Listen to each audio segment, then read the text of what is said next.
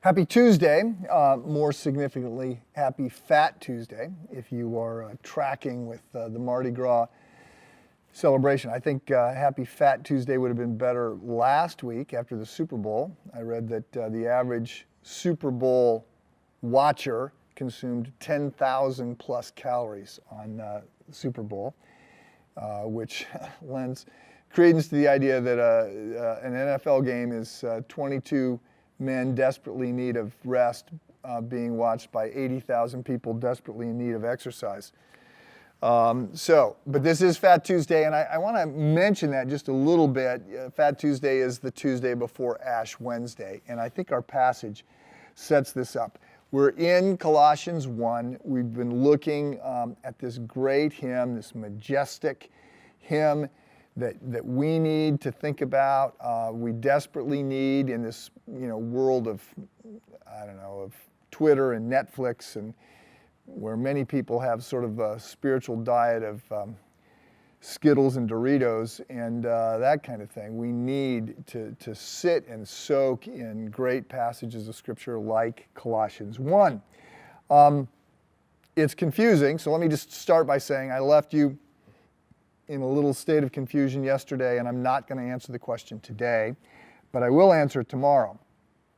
So yesterday the question was raised, what is Paul saying that he is adding to the suffering of Christ? So Paul is saying he's going to take on this, I rejoice in what was suffered for you, and I fill up in my flesh what is still lacking in regards to Christ's afflictions for the sake of the body, which is the church. And I asked, what does this mean? What is Paul adding to Christ's afflictions?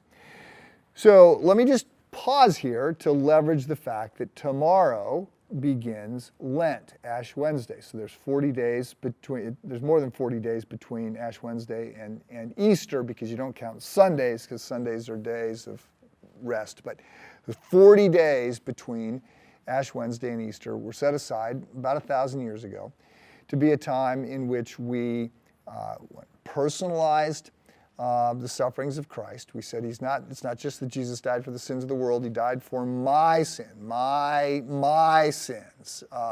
This is about me and my failures and my greed and lust and all my problems. And secondly, we sort of stared death in the face in a world, in a culture that goes out of its way to ignore death and to deny death and to do everything it can to downplay death. We sort of say, I am going to die. We quote this Genesis 3:19 passage, right? That I was created from dust, and to dust I will return. We're recognizing all of that because of the brokenness of this world. So some people do not like Ash Wednesday. As a matter of fact, I've gotten some blowback when I started the Ash Wednesday service 10, 15 years ago, because it felt religious to them. And the suggestion is, during Lent, I'm going to give something up in order to be more spiritual. So Christmas, what are you going to get? Lent, what are you giving up?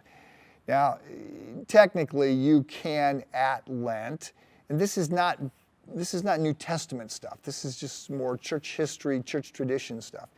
During Lent, you can take on an additional act of serving, or you can choose to go without something.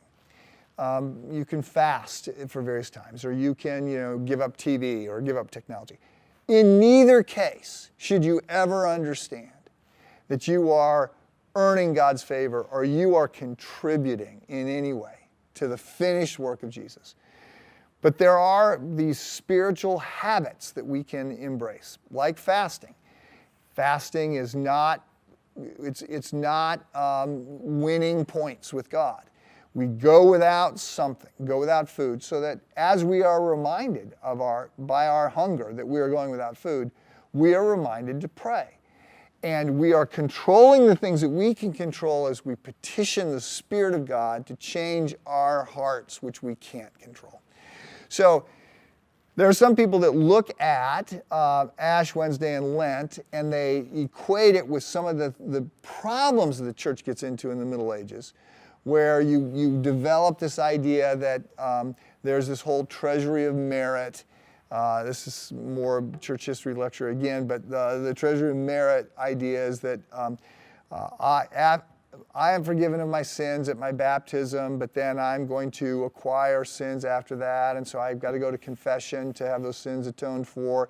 And oftentimes I'm given something to do in order to earn a positive mark against these negative marks, and so I got to do penance in some sense.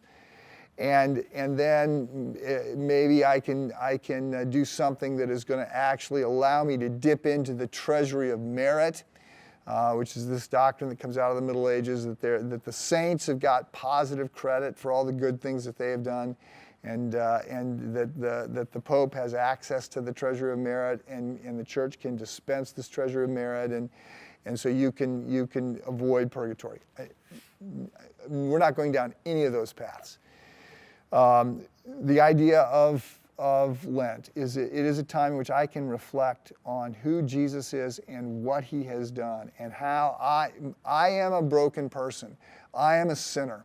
So these 40 days it's a period of going without. It's a period of reflection.